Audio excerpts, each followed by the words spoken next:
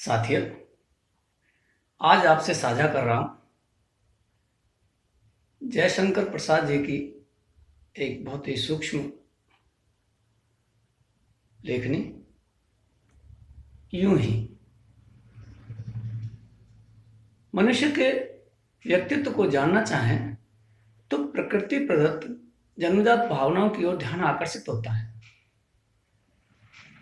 मनुष्य के तो दो प्रकार हैं, स्त्री और पुरुष। दोनों का जीवन जिस मूल भाव से परिचालित होता है वह है कि पुरुष अहंकार में जीता है तो स्त्री ईर्ष्या में।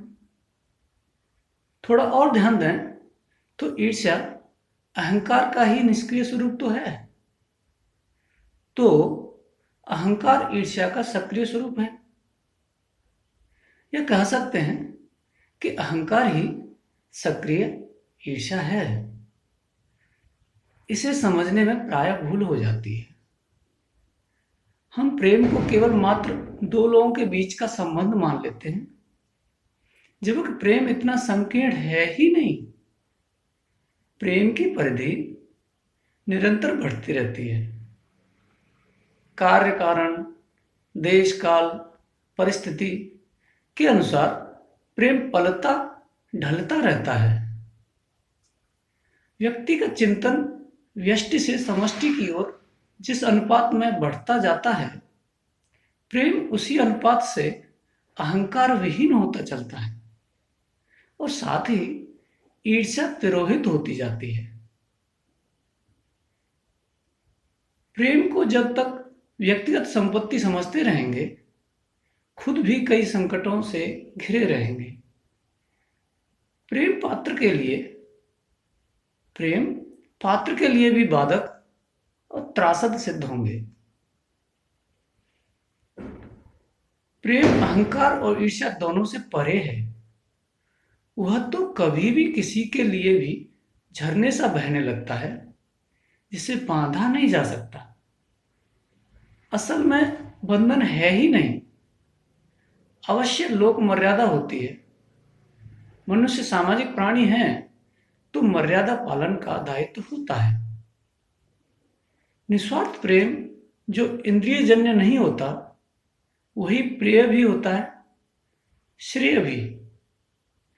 अहंकारवश पुरुष अपने प्रेम को नितांत व्यक्तिगत मानता है, किसी के साथ उसे बांटना नहीं चाहता। अधिकार भाव प्रबल होता है तो स्त्री अहंकार युक्त प्रेम को किसी अन्य से बांटना ही नहीं चाहती। सर्वस्व समर्पण करती है तो बदले में एकाधिकार चाहती है। जरा भी व्यतिक्रम हुआ कि स्त्री ईर्ष्या कातर हो जाती है, प्रेम गौण हो जाता है। दुष्परिणाम यह भी तो होता है कि मनुष्य प्रेम विहीन जीवन जीने लगते हैं। विशेष बात यह होती है कि प्रेम के बिना जीवन यापन तो स्वीकार कर लेते हैं, पर अहंकार को छोड़ना या ईर्ष्या को त्यागना नहीं चाहते।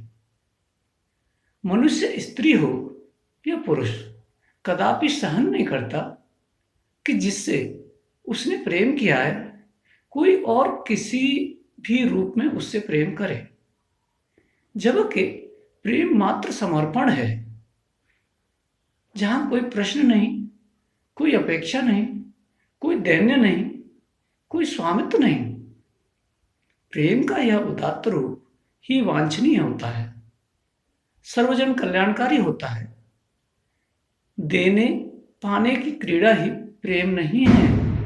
प्रेम निश्चल आनंद है, अहंकार और ईर्ष्या से परे है, शाश्वत है, अर्पण की उच्च भावभूमि है। इस अर्पण में कुछ और नहीं, केवल उत्सर्ग छलकता है।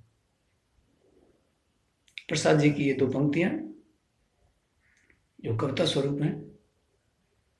इस अर्पण में कुछ और नहीं, केवल उत्सर्ग छलकता है। मैं दे दूं और न फिर कुछ लूं, इतना ही सरल झलकता है। मैं दे दूं और न फिर कुछ लूं, इतना ही सरल झलकता है। साथियों, आपने पंक्तियां धैर्यपूर्वक सुनी। मुझे बहुत प्रसन्नता है कि मैंने इतने श्रेष्ठ कवि की चंद पंक्तियों को स्वर देने का प्रयास किया है। मैं कहाँ तक सफल हुआ, यह आपकी प्रतिक्रिया बताएगी। धन्यवाद। आनंद बांटते रहिए, जीवन को सरल जिए।